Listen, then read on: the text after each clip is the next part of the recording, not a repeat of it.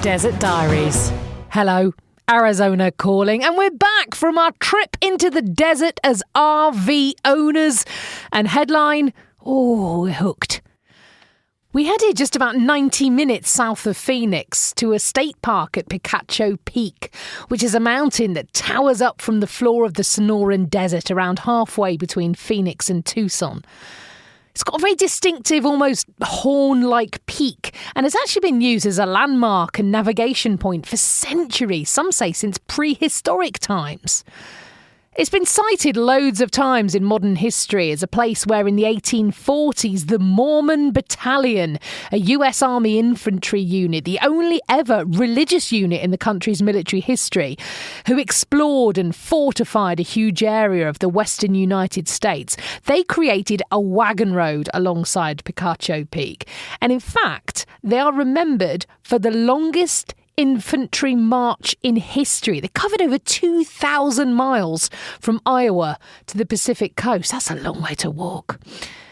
The wagon road they created was then used by the 49ers during the gold rush. Now, the so-called 49ers were more than 300,000 migrants and immigrants who headed out to California to try and find their fortune, panning for gold in the American River. They were nicknamed the 49ers as the majority of them arrived in California in 1849, which is just a year after gold had been discovered there.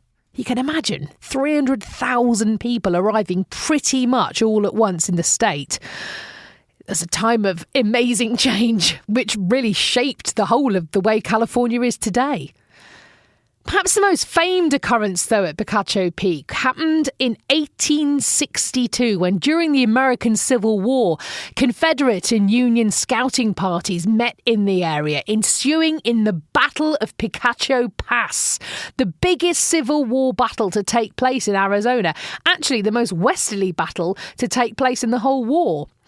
The Confederates won, forcing the Unionists to retreat, but less than a month later, the Confederates themselves had been pushed back from Arizona into Texas.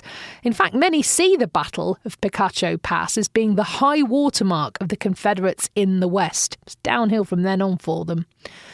Even though it was the biggest battle in Arizona, it wasn't big by any standard compared to some of the battles of the Civil War. And in fact, the reenactments that take place every single year, apart from this year, of course, because COVID, became so popular that in recent decades, more people actually came to take part in the reenactments than took place in the original battle. That's how small it was. We arrived at the State Park campground exactly 159 years and 1 day from when the battle occurred. It was a little bit quieter when we got there. Less fighting, more campfires and wine drinking. And what a couple of days we had. It was just glorious. April is such a tremendous month in Arizona. The sun is out and shining. The days are warm and dreamy, but not yet boiling. And the cacti are all in just fantastic bloom. Picacho Peak is famed for its display of wildflowers on its slopes in spring, namely Mexican gold poppies. But there hadn't been the right amount of rain during the right months in this past winter, so they hadn't really happened this year. But the cacti themselves all made up for it. And there's a lot of them around this neck of the woods. They were all in bloom with flowers of pink, orange, yellow, red and white. Just beautiful. And then the cactus wrens sitting, perching on the arms of the massive saguaros all around you, singing. It was beautiful. Saguaro cacti are, of course, pretty much the symbol of Arizona. The cacti you remember from the westerns of your youth, I'm sure, really tall with arms extending on either side, a bit like lone cowboys in the desert. When I first arrived at the state, I saw their name written down and called them saguaros for really quite a considerable amount of time. And even now, I get told off by locals for calling them saguaros. And apparently I'm not putting enough syllables in there. Saguaros. Saguaros? Swaros? I've heard people say that in slightly different ways. It's all a bit Shrewsbury to me. Nights at Picacho Peak just saw massive skies. The stars so bright, and even with other people around in the campsite, it was so peaceful. It felt wonderful. I'm desperate to get back out in that van as soon as I can. We have plans. I did get behind the wheel, yes, when we took a quick trip out to the supermarket. Yes, we drove to the supermarket in our bus.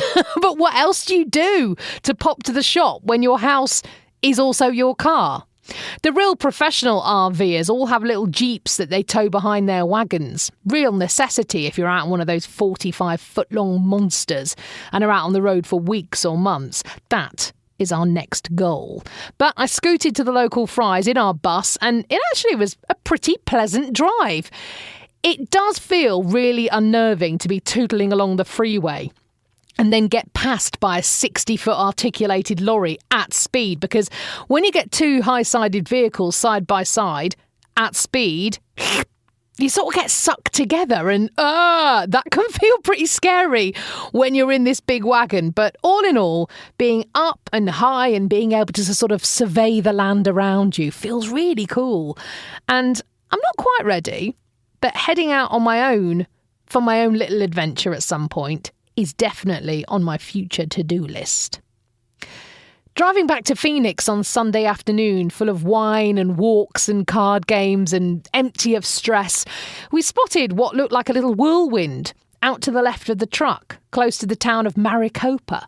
It was more of a, look at that type moment than anything more sinister, and we really didn't think anything more about it.